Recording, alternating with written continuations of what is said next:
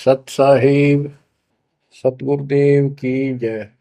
बंदी छोड़ कबीर साहिब जी की जय। बंदी छोड़ गरीबदास जी महाराज जी की जय। स्वामी राम देवानंद जी गुरु महाराज जी की जय हो।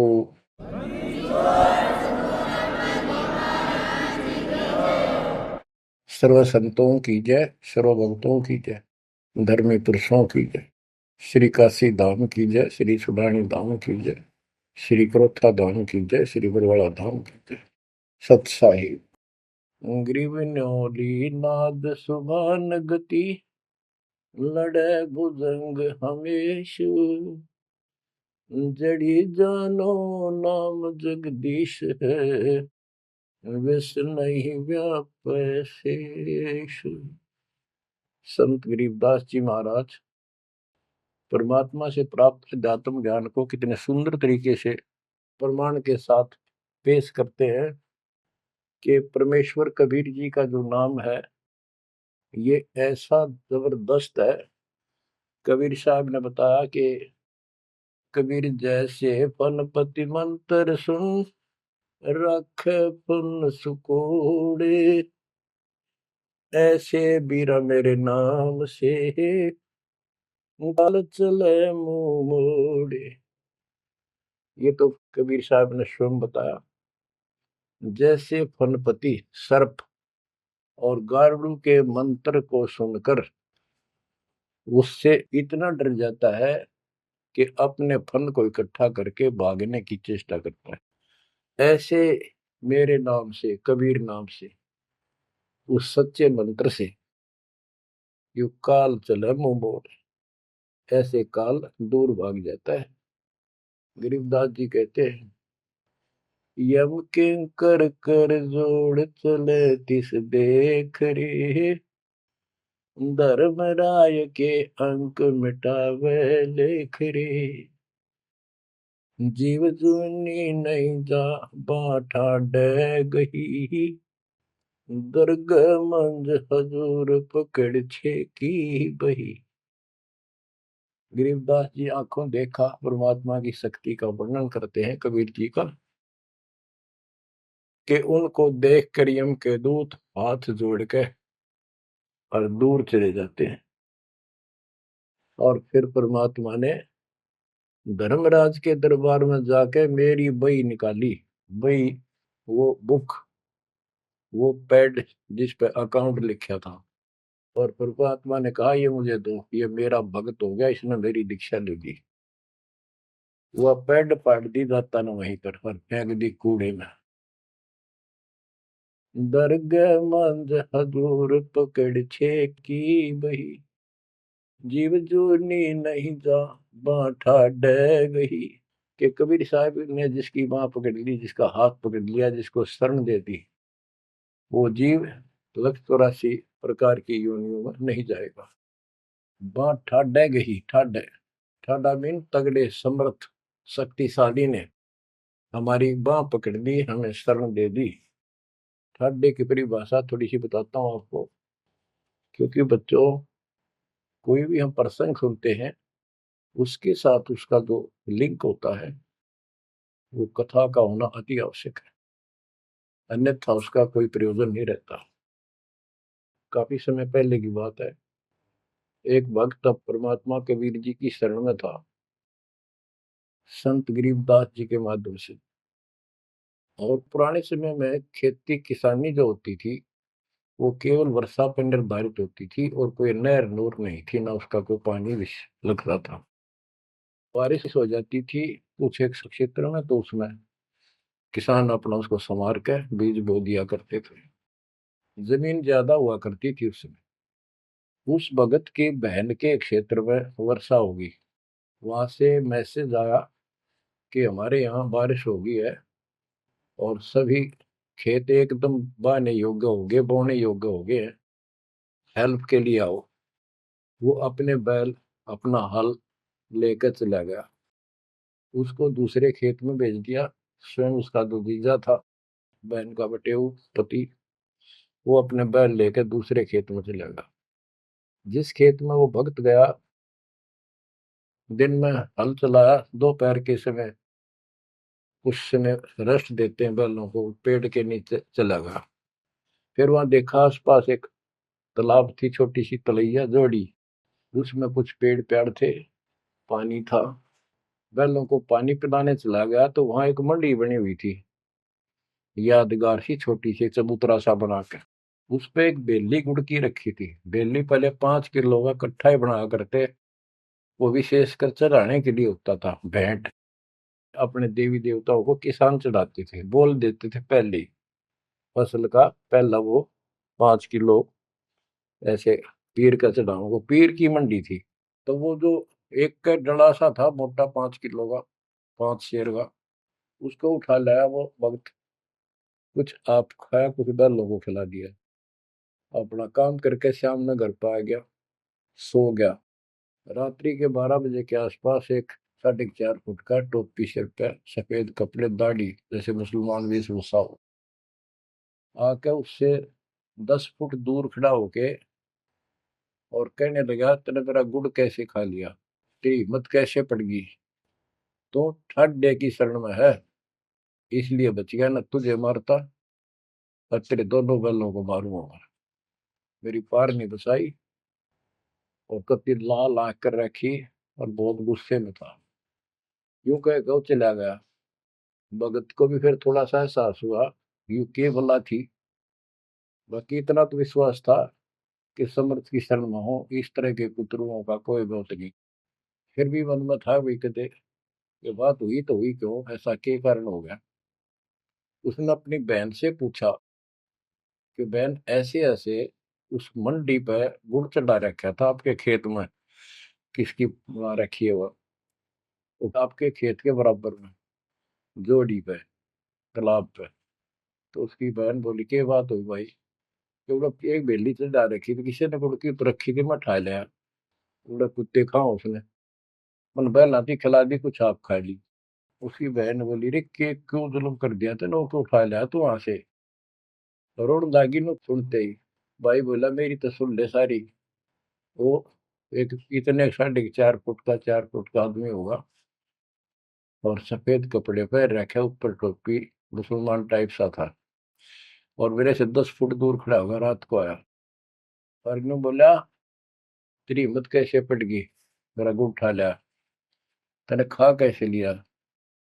मैं बोला, नहीं वो आप पे बोलेगा। ने बोला, तू ठाड्डे की शरण में है, न तुझे मारूं और तेरे दोनों का लाल मारूं। लाल आके रखी थी, और नो कहकर चला गया वापस। वह भेड़ और फूट फूट कर रोने लगी। बोला, रे तो मेरा काला मुंह कराओ, के जवाब दो, माने न्यू शहरों से तने के वो है गुड़ पाया खाने को, हमारे आप सारे गुड़ की कमी है यहाँ पर। बहुत बुरी तरह लगी रो, भाई बचा कुकर मेरा भाई, अपने पति ने भी लड़न लगी, तने क्यों भेजा ही उस साइड में, तो इन्होंने क्यों ना भेजा, तने बताना चाहिए था इसको पहले। वो भाई बोला, तेरी अब भी अकल पर पर्दा पड़ रहा, उतरा शेर हाथ जोड़ के गया, अरे नो का तू ठाडेगी शरण में, जा तो बच गया, न मारी न दो मैंने तो रोए जाओ पाछे थे। अरे मैं जिंदा जी रोने लग रही तो, पागल कहेंगी, इतनी भी अकल पे पर्दा पड़ गया तुम्हारे, मैं किसकी सुनूं पता है। मैं ये रिक्वेस्ट करूं थारे ते, तुम भी आ जाओ, ना भूतड़ा दिन डर डर मर जाओगे। तो बच्चों, यम किं कर कर जोड़ चले तिस देख रे। बच्चों, आत्मा फूट फूट गाती है, चारों युग में संत पुकारे, कूक क्या हम हेल रे, हीरे माणिक मोती बरसैया जग टूटा ढेर रे। ये डरे तो बड़ी आदत पड़ गई है। यम किं कर कर जोड़ चले तिस देख रे, धर्म राय की बंद मिटावे लेख रे। जीव जूनी नहीं जावा ठाडे गही, ठाडे में दर्द मंद हजूर पकड़ छे की वही। सुन मंडल सतलोक अगमपुर धाम है, धन बंदी छोड़ कबीर तुम्हारा नाम है। बच्चों, इस परम पिता के प्रेम में ऐसे गजब के ज्ञान, ऐसे समर्थ की शरण, आत्मा भावुक हो जाती है, रोका नहीं जाता। सो शुक्र मनाते हैं अपने गुरुदेव का, हे बंदी छोड़, हे परम पिता कैसे शरण दिया आपने, कैसा सुंदर राह बता दिया। नहीं अन्य बिरान माटी राखो या भूतड़े, अरे न पूजे भी जाओ और दुर्गति भी जो कि न रहनी थी। और गीता कहती है भूत पूजोगे भूत पढ़ोगे। परमात्मा की सूक्ष्म वेद की वाणी कहती है भूत में सो भूत है, देव में सो देव, राम में सो राम है, सुन सकल सुरदेव। अब प्रश्न चल रहा है, कबीर जैसे फन पति मंत्र सुन, रख फन सकोड़े, ऐसे बीरा मेरे नाम से काल चल मोड़े। पारक के अंक की अमर ग्रंथ की प्रथम वाणी है, ग्रीव न्योल नाद सुभान गति, लड़े भुजंग हमेश, जड़ी जानो नाम जगदीश है, विष नहीं व्यापै शेष। जैसे एक नेवला होता है, सारा 9 इंच का प्राणी, और वो 10 फुट के सांप को, सर्प को, भुजंग को मार देता है। कैसे मार देता, उसके पास एक ट्रिक है। उसके पास एक जड़ी होती है, एक नागदमन जड़ी होती है जंगल में, उसको सूंघता है, उसमें स्मेल आती है। वो सर्प को उस समय छेड़ता है जो वो जड़ी के आसपास होता है, वो झाड़ बोझड़ों के अंदर होती है। वो सर्प को छेड़ता है, सर्प ऐसे फन उठा लेता है, और वो जाके एकदम वहां जड़ी श्वास में भर लेता स्मेल, और आके उस सर्प के सामने सो के थोड़ी सी दूरी से छोड़ देता है। जिस दर से हवा चल रही हो, सर्प की तरफ जा रही हो, उस साइड में हो जाता हो। सर्प को उससे चक्कर आने शुरू हो जाते उस स्मेल से, उसका जी घबराता है और वो भागने की चेष्टा करता है। नेवला फिर उसके गर्दन पे बैठ जाता है, मुंडी पे पीछे के, और वहां मुंह के ऊपर फिर वो स्मेल छोड़ता ही रहता है। उसको अचेत करके फिर पकड़ कर उसको मार डालता है, काट देता है। तो बच्चों, गरीबदास जी ने बताया कि कबीर परमेश्वर का यो सच्चा नाम सतनाम और सारनाम। सारनाम है, ये है मेन चीज। सतनाम भी बहुत शक्ति हो जाती है इन दोनों के मेल से। जैसे दो जड़ियों को मिला दिया जाए, उसका कुछ अलग से स्ट्रॉन्ग दवाई बन जाती है, मेडिसिन। और तीसरी मालिक मिला, मालिक का जो सारनाम है, वो तो कहना ही क्या है। तो हमारा जो मोक्ष जो होगा इन सभी मंत्रों के जाप से होगा। ये हमारी साधना है, पूजा हमारी सारनाम है। बच्चों, जैसे एक छोटा सा सर्प उस जड़ी की ताकत से, स्मेल की ताकत से जो श्वास में भर के लाता है, इतने तगड़े लंबे सर्प को कंडम कर देता है। ऐसे ही परमात्मा के इस नाम के सिमरन श्वास के द्वारा करने से, तो ये बताया कि ग्रीव न्योल नाद सुभान गति, लड़े भुजंग हमेश, और जड़ी जानो नाम जगदीश है। जगदीश सारी सृष्टि के मालिक का जो असली नाम है, वो जड़ी है, वो नागदम जड़ी है। अब जैसे सतनाम भी बहुत ताकत रखता है, ये हमारी साधना है। जैसे प्रथम मंत्र सतनाम, ये साधना है। सार नाम हमारी पूजा है। पूजा और साधना में अंतर होता है। कबीर साहब हमारा पूज्य है। साधना वो होती है, जैसे हमने जल की आवश्यकता है तो हैंडपंप लगाते हैं। हैंडपंप के लिए बोकी और पाइप, बोकी मारते रहते हैं, मिट्टी बार डालते रहते हैं।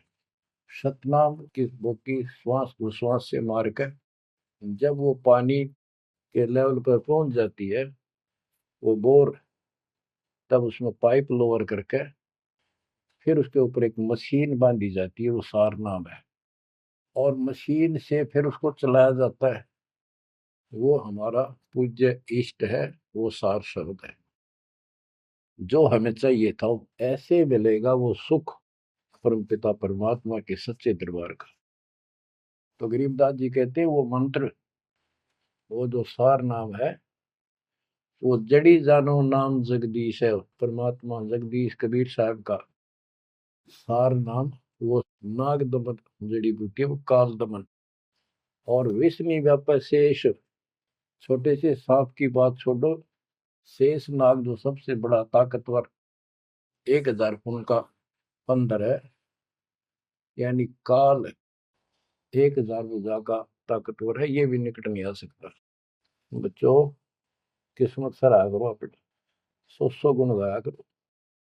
गरीबदास जी कहते हैं, गरीब साधों से ते मस्करी, ये चोरों नाल खुशाद, मल अखाड़ा जीतेंगे ये युगन युगन के माल। माल, रेसलर, पहलवान, इन नकली गुरुओं से तो खुश है सारा संसार, साधों से ती मस्करी, इन चोरा नाल खुशाद। हाय हाय, इन चोरों से, झूठे गुरुओं से खुश, और साधु संतों के मजाक करते हैं। ये तो मल अखाड़ा जीतेंगे युगन युगन के बाद।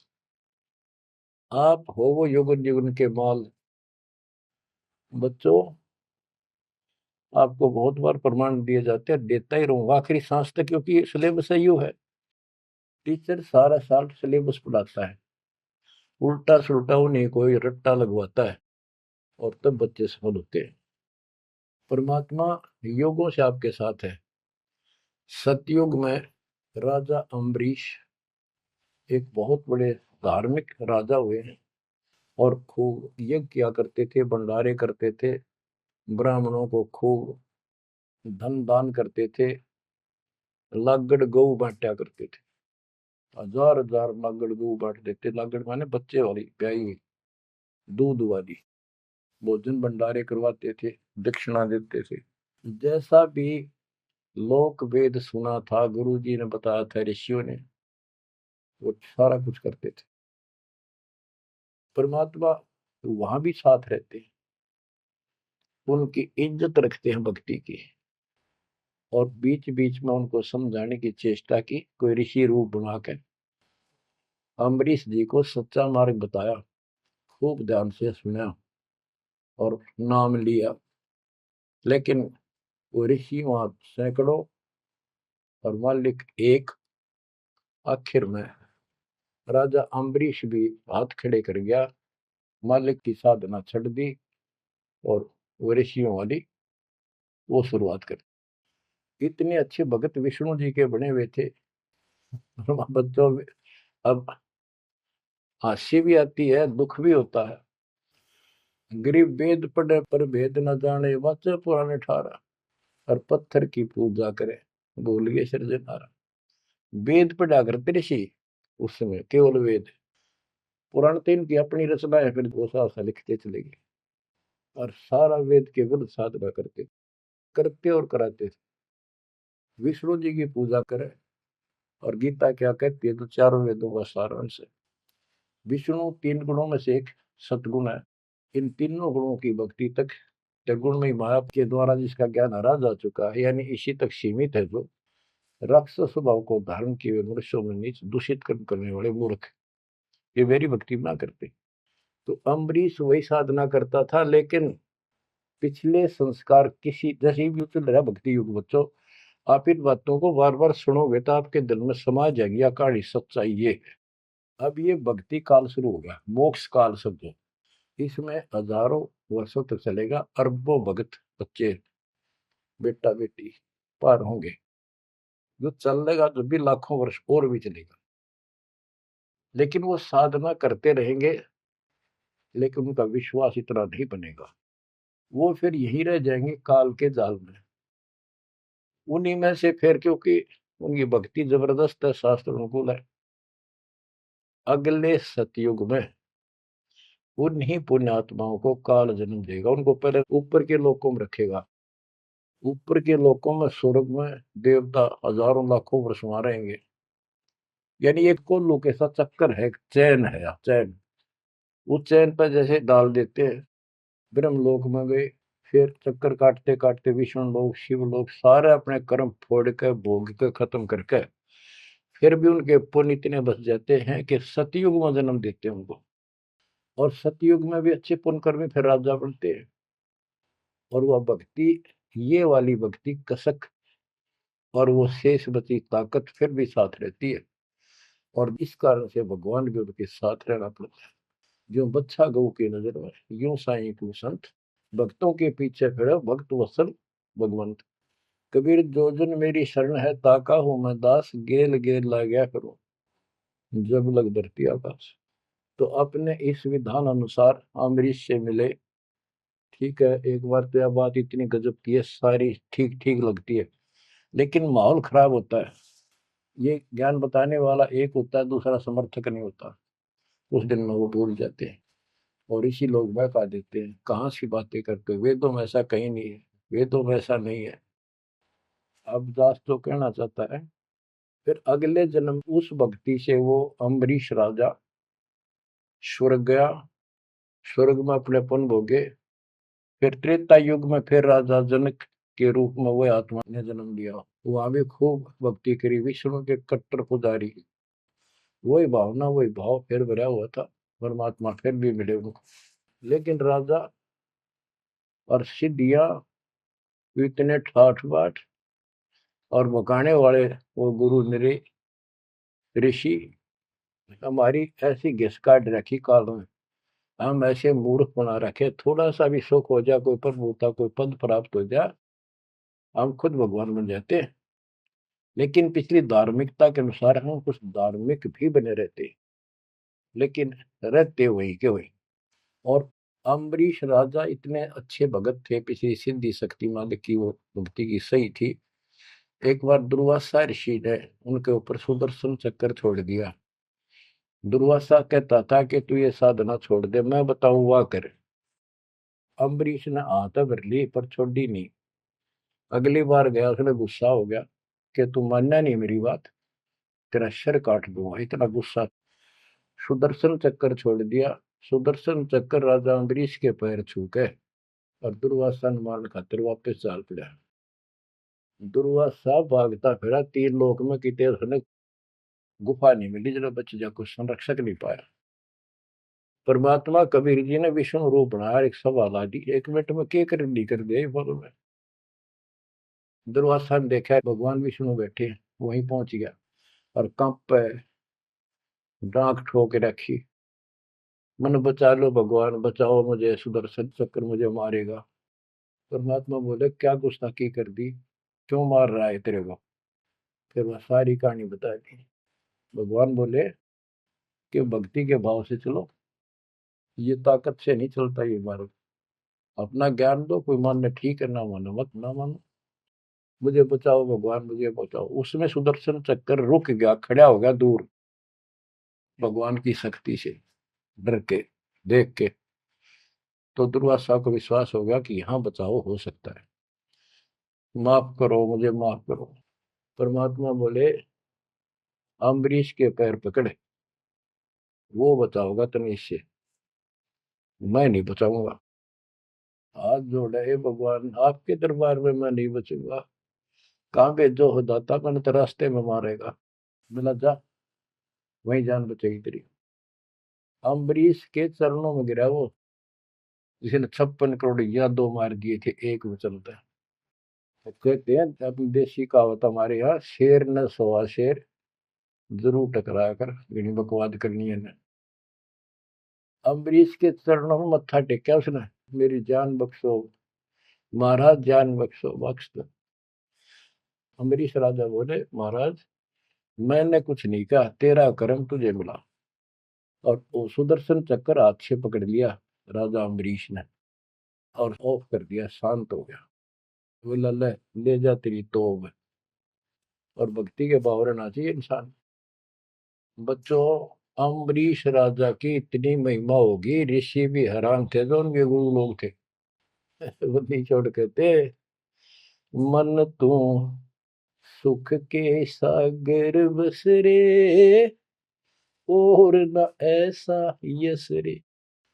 तू सुख के सागर बस रे, ये झूठे यशों में कुछ नहीं धरा। वह सतयुग में महिमा होगी, फिर राजा जनक बन गए। राजा जनक वही भाग्य बाबा नानक बने। जब एक सुखदेव नाम के बाल ब्रह्मचारी माँ के गर्भ से भक्ति ले रहे थे और आकाश में उड़ जाने की सिद्धि थी। उस हृदय की गांठ से पंसारी बन जाते ये, अपने बराबर किसी ने नहीं समझा था। राजा जनक के पैरों में पड़कर स्वर्ग तक जाने का विरोध करवाया। वो मोक्ष तक बहुत दूर की बात है, वो तो मार्ग ही नारा है। गरीब सुखदेव ने 84 भुगती बिना पजावे खरगो, तेरी क्या बुनियाद परानी, तू पेंडा पंथ पकड़ो। के सुखदेव जैसे ऋषि जिसकी टूटी बोला करती, सारे देवता उसका सम्मान करते थे, बड़ा पहुंचा हुआ है, वो भी फिर 84 लाख योनियों में गया। राजा जनक से दीक्षा ली। पहले तो यूं कहा था, मैं बाल ब्रह्मचारी ब्राह्मण ऋषि, जनक विदेही राजा भाई, कैसे शीश निभाऊं जाई। सुखदेव बोले, ज्ञान विवेक का हमने स्त्री का मुख नहीं देखा। राजा के 10,000 रानियां। तो गरीबदास जी कहते हैं, गोरख से ज्ञानी गणे सुखदेव जति जिहान। वो अपने आप को जति मान रहा था। और सीता सी वो बारिया संत दूर स्थान।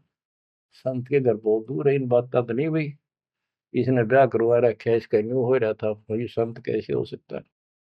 10,000 रानी थी, फिर भी उस नकली से दो भी अच्छा था राजा जनक। बच्चों, ये मूल ज्ञान है, ये निचोड़ है, निष्कर्ष है, ये तत्व ज्ञान है। और राजा जनक रूप में बहुत गणे यज्ञ किए, बहुत प्रमाण है पुराणों में। बहुत धर्म भंडारे लाए, यानी दूध वाली गाय बाटी साधु संत, तो वो धर्म पुण्य बन गए। अब देख काल कैसे ठगी करता बच्चों, सारे पॉइंट याद रखने पड़ेंगे, बेमतलब अपने धन ने खोया नहीं करते। राजा जनक और सुखदेव विमानों बैठ कर स्वर्ग जान लग रास्ते में 12 करोड़ आत्माएं नरक में तंग पा रही थी, हाहाकार मचा रोवे। राजा जनक ने कहा, ये आवाज कहाँ से आ रही है चिल्लाने की, रोको मेरा विमान रोको। रोक दिया। उनको बताया गया कि यहाँ एक नरक है, उसमें 12 करोड़ आत्माएं जीव अपने कर्म दंड भोग रहे, पाप। राजा ने कहा, इनको छोड़ दो, इनको कष्ट ना दो। तो वहां जो उनके साथ गए थे देवदूत, यमदूत, वो कहने लगे, जी यहाँ आपका हुक्म नहीं चलता, यहाँ का राजा धर्मराज है, उसके आदेश से सब कुछ होता है। बोला, या तो मुझे इस नरक में डाल दो, मुझे भी यहीं छोड़ दो, ना इनको निकाल दो। धर्मराज तक बात गई। धर्मराज जी वहां आए, बात सुनी। धर्मराज बोले, राजन, अपने अपने कर्मा का फल सब न भोगना पड़ता है, ऐसे नहीं कुछ हो सकता। तो राजा आकड़ गया। भाव यानी एक परमार्थी भाव, परमार्थ भी हिसाब का होना चाहिए, उपवाद में कोई परमार्थ नहीं चला गया कि मैं या तो मुझे यहाँ छोड़ दो या इनको साथ लो मेरे। तब धर्मराय ने एक विकल्प निकाला कि आप अपने पुण्य दे दो इनको, आधे या जितने चाहते हो, उतने समय तक इनको आपके साथ वहां स्वर्ग में भेज देंगे। राजा ने 50% पुण्य दान कर दिए। सबको बिठा के 12 करोड़ आत्माओं को विमान में बिठा के और स्वर्ग ले गए। बच्चों, सुखदेव ने गलती करी नहीं, वो तो आज तक स्वर्ग में है। और वो राजा जनक ने आधे पुण्य खत्म कर दिए, बाकी के पुण्य में पल्ला झाड़ के खा के खर्च के खो खंडा के बाबा नानक रूप में जन्मे। पहले राजा थे 2 जन्मों में, दुनिया भर के नौकर होते थे, और फिर हैंड टू माउथ हो गए, खुद नौकर लगे नवाब के मोदी खाने में, गोदाम में। अब बच्चों, अब हमने सावधानी न्यों भी बरतनी है, अपने नाम ने अपने भक्ति ने नष्ट नहीं करा, किसी के ऊपर भावुक हो गया। एक बताओ था कि मैंने अपने भाई दुखी हो रहा था, उसको अपने पुण्य दे दिए, भक्ति दे दी, वो तो ठीक हो गया, मेरी डूबती हो रही है, बुरा हाल हो रहा ना, वो दिक्कत होगी, बीमारी होगी, आगे तागे दुख होने लग के। तो ये बकवाद नहीं चले, मर्यादा जो बनाई है उसको संभालो। तो कहने का भाव ये है कि आपको इस पॉइंट पे लाना चाहता हूं। अब राजा जनक राजा थे, राजा अम्बरीश राजा थे वो बाबा नानक बने, खुद नौकर लगे राजा के। अब यहाँ आकर हमारी बात टिकती है कि साधों से तीमस करिए चोरा नाल खुशाल, मल अखाड़ा जीतेंगे ये युग युग के बाद। यानी भक्ति की चाह, भगवान की चाह उनके में तब भी थी, पर एक्सरसाइज गलत थी। अब परमात्मा फिर मिले उनको आकर के। अब वो भौतिक धन में निर्धन थे, पर अध्यात्म धन के भरे पड़े थे। पिछले पुण्य गजब के थे भक्ति वाले। एक तो धर्म कर्म किए होते हैं वो, और एक होते भक्ति की शक्ति। वह न्यो की नो जटरी थी उसकी, वो पुण्य खत्म कर दिए थे उसने। तो वो भक्ति उस कारण से परमात्मा फिर आकर मिले। अब वो हैंड टू माउथ था, सुन ली। राजा होता तो तब भी ना सुनता।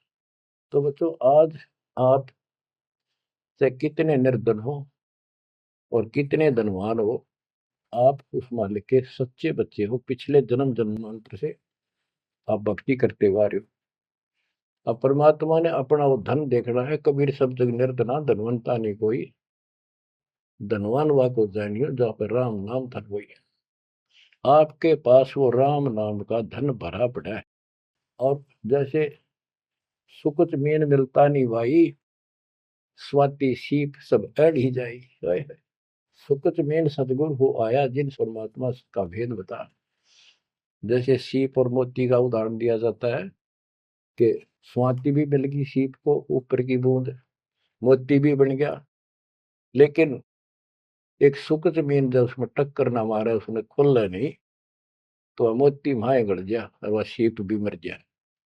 तो बच्चों, ये भक्ति धन थारा इब कभी नहीं गड़ मर जाता, सतगुरु ना मिलता था। तो अब आपका वो मोती सुरक्षित है। अब कहते हैं सुकुच मीन सतगुरु हो आया जिन परमात्मा का भेद बता। तो बच्चों, फिर बाबा नानक को मालिक ऊपर लेकर गए और उनको वो सच्चा राह बताया। उसके बाद उनकी जिंदगी बदल गई। यानी पहले वकील हो रहे थे काल के, सुने नहीं थे। अब जो बाबा नानक जी हिंदू धर्म में जन्मे थे, खत्री गोत्र था, और भगवान विष्णु कृष्ण राम कुर्बान थे इनके ऊपर। गीता का पाठ ब्रजलाल पांडे से पढ़ा करते थे और गीता पढ़ते थे।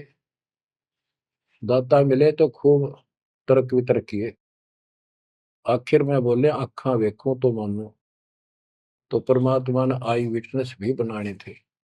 बेई नदी सुल्तानपुर के साथ से बह रही है। सुल्तानपुर में बाबा नानक की बड़ी बहन ब्याह रखी थी। वह अपनी बहन के वहां रहते थे, नौकरी करते थे नवाब के। सुबह सुबह स्नान करने जाया करते थे उस नदी पे। वहां परमात्मा ने 2-3 मीटिंग करी। तीसरी बार जब आए, ने बोले आंखें देखो जो मानो। बात सारी समझ में आ गई। गीता बार बार देख ली, पढ़ ली, सच्चाई भगवान कोई और है। और चाह भी थे, पर पुराना ज्ञान और कोई नो समर्थक नहीं गया, बात सच्ची है। तो वो कहने लगे आंखा देखो तो मानो। कबीर साहब और बाबा नानक जी परमात्मा समकालीन थे।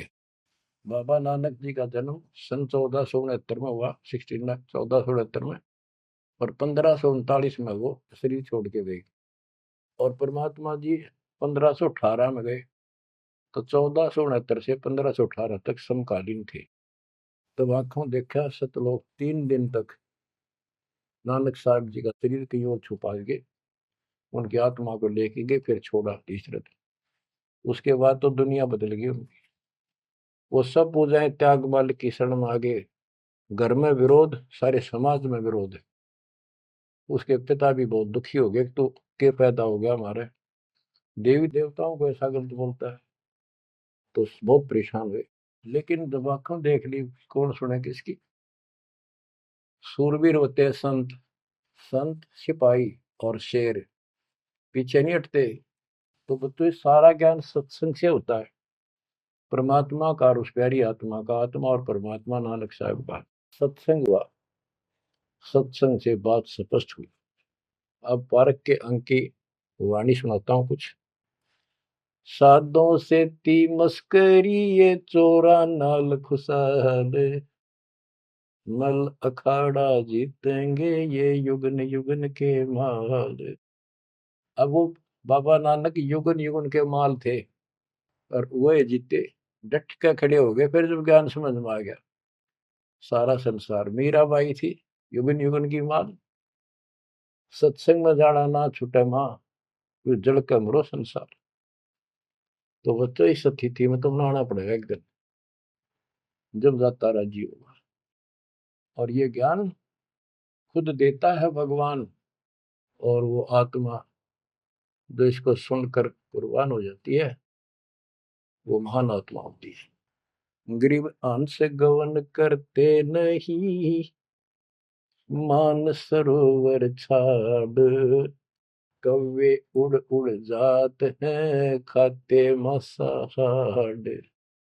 हंस और कौवे और बुगले सब पक्षी कहलाते हैं।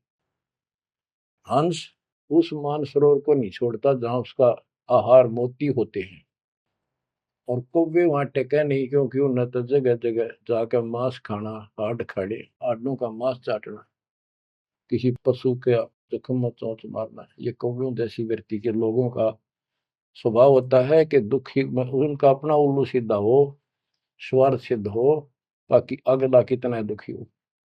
ये कौवे जैसे जीव होते हैं। अब यहाँ बताते हैं, कबीर साहब कहते हैं, गरीब अंश गवन करते नहीं, मान सरोवर छाड़, कौवे उड़ उड़ जाते हैं खाते मांसाहाड़। गरीब मान सरोवर मुक्ति फल, मुक्ता हल के ढेरे, कौवा आसन न बंद जय भूमि दीन सुमेरी।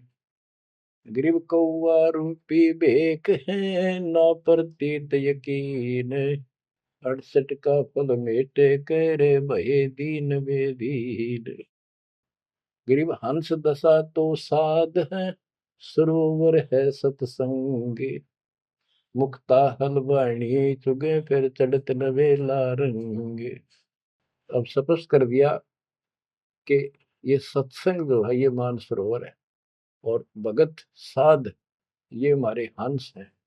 अब कौवे बुगले तो मेंढक मछली अड़ंगा कुवाड़ बकवाद करते हैं, और हंस केवल मोती खाता है। इसी प्रकार निर्विकार जो भगत आत्मा बन गए, बेटा या बेटी, वो हंस जैसे हैं। वो केवल मालिक की वाणी, परमात्मा की भक्ति और धर्म कर्म रूपी मोती खाते हैं, और फिर ये मोती खा के, यानी सत्संग वचन सुन के, फिर चढ़त नवेला रंग, एक अजब गजब रंग रंग जाता है उसकी आत्मा में।